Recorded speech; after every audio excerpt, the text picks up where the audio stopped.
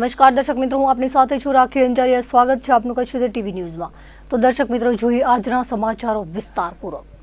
મુન્દ્રા તાલુકાના સમાગોગા ગામે બિલ્ડિંગમાં રહેતા મહિલાએ આપઘાત કરી લીધો હતો। મુન્દ્રા પોલીસના જણાવ્યા પ્રમાણે 31 વર્ષીય મૂળ ઉત્તર પ્રદેશના સીતા રાજેશ ગૌતમે બીમારી અને તેની સારવારના ખર્ચની ચિંતામાં જીવાદોરી ટૂંકાવી હતી, જે અંગે પોલીસે તપાસ હાથ ધરી છે। તો અંજાર તાલુકાના બુડારમોરા ગામ નજીક હોટલ પાસે પાર્ક કરેલી ગાડીમાં આધેડનો મૃતદેહ મળ્યો હતો। આ બાબતે દુધઈ પોલીસના જણાવ્યા પ્રમાણે રાજસ્થાનના નાગોરના 54 વર્ષીય સુગુનારામ તેજારામ ગુર્જર તેના શેઠ કિરીટ સોની મહેસાણાની ગાડીનો ડ્રાઈવર હોવાનું સામે આવ્યું હતું। બુડારમોરા ગામ નજીક હોટલ પાસે ગાડીમાં મૃત હાલતમાં મળી આવ્યા હતા। દુધઈ પોલીસે અકસ્માત મોતનો ગુનો દાખલ કરી તપાસ હાથ ધરી છે। રાપર તાલુકાના વજેપર ગામ નજીક બાઇક સ્લીપ થતા યુવાનનું મોત થયું હતું। જીકે જનરલ હોસ્પિટલમાંથી મળતી વિગતો મુજબ પગીવાંડમાં રહેતા 18 વર્ષીય ભરત સમા કોહલી અને કૌટુંબિક ભાઈ બાઇક પર રાપરથી ભરૂડિયા જતા હતા, ત્યારે બાઇક સ્લીપ થતા ઈજાઓ થવાથી સારવાર માટે લઈ જવામાં આવ્યા હતા, પરંતુ ભરતને ગંભીર ઈજાઓ પહોંચતા તબીબે મૃત જાહેર કર્યા હતા। આ પરિવાર ભરૂડિયા ગામે વાડી વિસ્તારમાં ખેતી કામ કરે છે। તહેવારો પૂરે બનેલા કરોડ બનાવથી ગમગીની છવાઈ ગઈ હતી। તહેવારોના દિવસોમાં કચ્છમાં હત્યાનો સિલસિલો યથાવત રહ્યો છે। બુધવારે માંડવી તાલુકાના ગઢસીસા નજીક હત્યાના બનાવથી ચકચાર મચી ગઈ છે। ગઢસીસા રાજપર માર્ગ પર કાચા રસ્તા પર ઝાડીઓમાં હત્યાને અંજામ અપાયો હતો। કોડાઈના વિજય મનુભાઈ વૈષ્ણવની કરપીણ હત્યા કરવામાં આવી હતી। તેમની હત્યા કોડાઈ ગામના શખ્સ દ્વારા કરવામાં આવી હતી। હત્યાનો આરોપી પોલીસની હાથવેતમાં હોવાનું જાણવા મળ્યું હતું। બનાવની જાણ થતાં ગઢસીસા પોલીસનો કાફલો બનાવ સ્થળે ધસી ગયો હતો અને આગળની તપાસ આરંભી હતી। દિવાળીના તહેવારો નજીક છે, ત્યારે હત્યાના વધતા બનાવોથી જિલ્લામાં કાયદો અને વ્યવસ્થાની સ્થિતિ સામે સવાલ ઉઠ્યા છે। પૂર્વ કચ્છ જિલ્લામાં જરૂરિયાતમંદોને લોન અપાવવાની લાલચ આપી ઠગાઈ કરવામાં આવી રહી છે। અંતરજાળમાં પોલિસી લેશો તો મોર્ગેજ લોન થઈ જશે તેમ કહી 6 પોલિસી લેવડાવી 7 લાખની ઠગાઈ કરવામાં આવી હતી, જે બાદ હવે સરકારી યોજનાના મકાનના નામે 7,12,000ની ઠગાઈ કરવામાં આવી છે। વર્ષ 2023માં સરકાર દ્વારા જેમને પોતાની માલિકીનું ઘર ન હોય તેવા ગરીબ પરિવારોને ઘર મળે તે માટે ગાંધીધામ તાલુકામાં યોજના ચાલતી હતી। કાયદાકીય અજ્ઞાનતા ધરાવતા સરકારી કચેરીઓમાં ધક્કા ખાતા ગરીબ પરિવારોની ભેટો આરોપી રાજેશ મોતિયાની સાથે થયો હતો। તેણે ફરિયાદી સહિત 15 લોકોને પોતાની સરકારી કચેરીઓમાં લાગવગ હોવાનું કહી ઘર અપાવવાનું કહ્યું હતું। બાદમાં એકરારનામું કરાવી તેમાં તલાટીના સહી સિક્કાના 7,500ના આ 15 પરિવાર પાસેથી પૈસા લીધા હતા। ત્યારબાદ વ્યક્તિ દીઠ 15,000ની માંગણી કરી નાણાં લઈ લીધા હતા। બાદમાં આ શખ્સ કિડાણાની આશાનગર સોસાયટીના મકાનોની બહાર ઉભા રખાવી ફોટા પડાવ્યા હતા। બાદમાં વધુ 25,000 વ્યક્તિ દીઠ ઉઘરાવ્યા હતા। આમ એક પરિવારથી 47,500 મેળવી તેમને ઘરનું ઘર કે રકમ પરત ન આપી છેતરપિંડી કરી હતી। અરજદારોએ પોલીસ સ્ટેશનના દ્વાર ખખડાવતા પોલીસે ગુનો દાખલ કરી તપાસ હાથ ધરી છે। આદિપુર વિસ્તારમાં એક બાદ એક લોનના નામે ઠગાઈના મામલા ચોપડે ચડી રહ્યા છે, ત્યારે હવે સરકાર પાર્લર માટે 30,000 રૂપિયાની સહાય આપે છે તેવી લાલચ આપી દસ્તાવેજો મેળવી 9,50,000ની લોન લેવાઈ હોવાનો મામલો સામે આવ્યો છે। મળતી વિગતો મુજબ આદિપુરમાં રહેતા ભારતીબેન મહેશ્વરીએ જણાવ્યું હતું કે આરોપી બેવાડી લેબર કેમ્પમાં રહેતા દિનેશ સિંઘવે અન્ય આરોપી નવીન દુઆ સાથે મળીને ગરીબ કલ્યાણ યોજનામાં સરકાર પાર્લર માટે 30,000 રૂપિયાની સહાય આપે છે તેવી વાત કરી હતી। અમરેલી પંજાબ નેશનલ બેંકમાં લઈ જઈને ડોક્યુમેન્ટ મેળવી આ ડોક્યુમેન્ટના આધારે આદિપુરના ભાવેશ મોહનલાલ શાહે બેંકના મેનેજર ભૂપેન્દ્ર સામત સાથે મળી ફરિયાદીના નામે પંજાબ નેશનલ બેંક અમરેલીમાંથી 9,97,500ની લોન ફરિયાદીની જાણ બહાર મેળવી હતી। આ લોનના રૂપિયા ભાવેશ ભરપાઈ કરી આપશે તેવો વિશ્વાસ અપાવી સોગંદનામું કરવામાં આવ્યું હતું, પરંતુ આજ દિન સુધી લોન ભરપાઈ કરવામાં આવી નથી। તેમજ અન્ય એક વ્યક્તિ અનિલ દેવરિયાની જાણ બહાર આરોપી ભાવેશે બેંક મેનેજર ભૂપેન્દ્ર સામત સાથે મળી તેમના નામે પણ 9,50,000ની લોન મેળવી હતી। આ રૂપિયા પણ ભરપાઈ કરવામાં આવ્યા ન હતા, જેના કારણે બંને સાથે ઠગાઈ કરવામાં આવતા તપાસ હાથ ધરાઈ છે।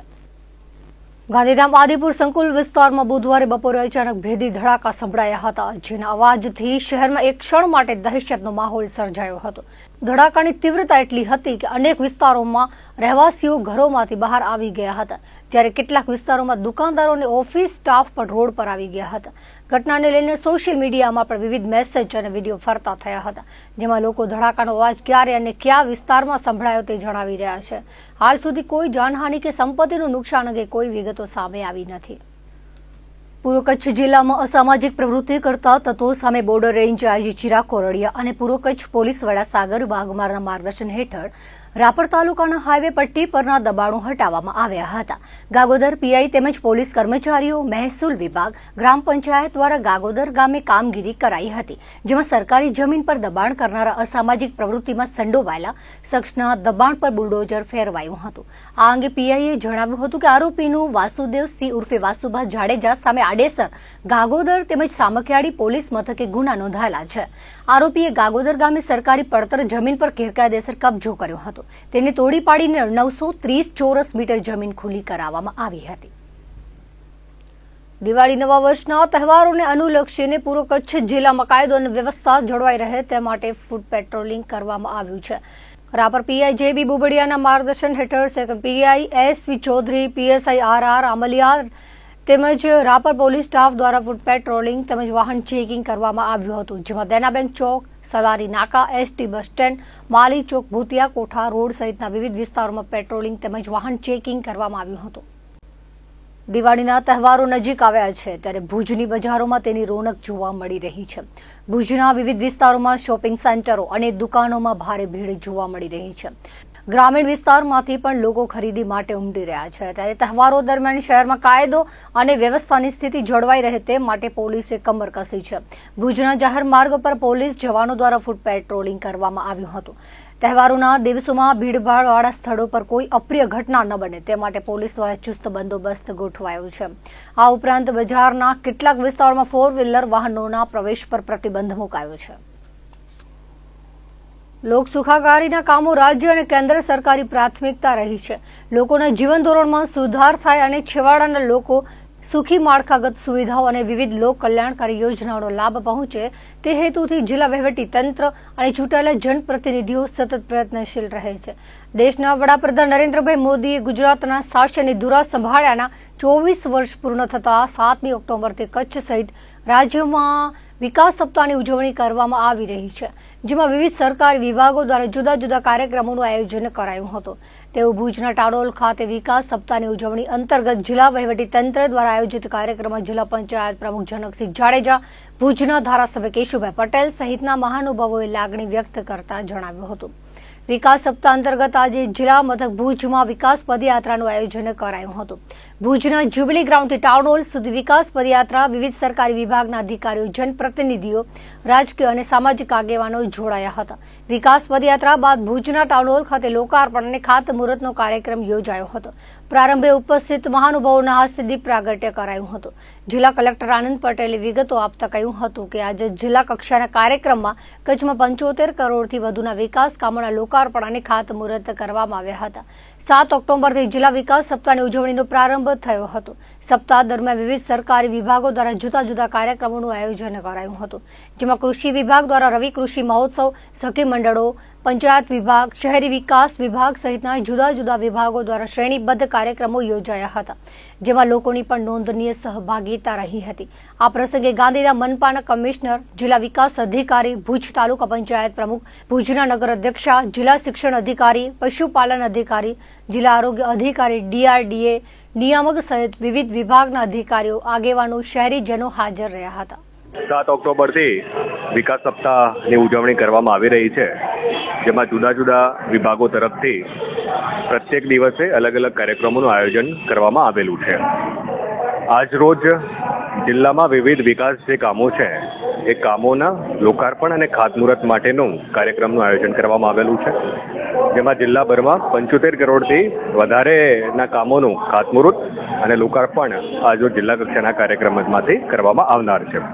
આ સમગ્ર સપ્તાહ દરમિયાન જુદા જુદા વિભાગના જે કાર્યક્રમો હતા કે જેમાં રવિ કૃષિ મહોત્સવનું પણ આયોજન કરવામાં આવેલું હતું. વિકાસના કામોના લોકાર્પણના પણ આયોજન કરવામાં આવેલા છે. સખી મંડળ માટેના કાર્યક્રમોનું પણ આયોજન કરવામાં આવેલું છે. તો પંચાયત વિભાગ દ્વારા અને શહેરી વિકાસ વિભાગ દ્વારા પણ જે તે વિભાગ કક્ષાએ જિલ્લા અને તાલુકા કક્ષાના કાર્યક્રમોનું પણ આયોજન કરવામાં આવેલું હતું. જે વિકાસ સપ્તાહ દરમિયાન જે વિકાસના વિભિન્ન કાર્યો થયેલા છે અને આ વિકાસના કાર્યોના સંદર્ભે જ એક વિકાસ રેલીનું પણ જ્યુબિલી સર્કલ ખાતેથી લઈ અને ટાઉન હોલ ખાતે સુધી આયોજન કરવામાં આવેલું હતું, જેમાં વિભિન્ન વિભાગો તરફથી પણ એમાં ખૂબ મોટી સંખ્યામાં લોકો જોડાયેલા હતા. અને એ રીતે આજે આ વિકાસ સપ્તાહના અગત્યના પડાવ ઉપર વિભિન્ન લોકાર્પણ અને ખાતમુહૂર્તના કામોનું આયોજન આજે કરવામાં આવેલું છે.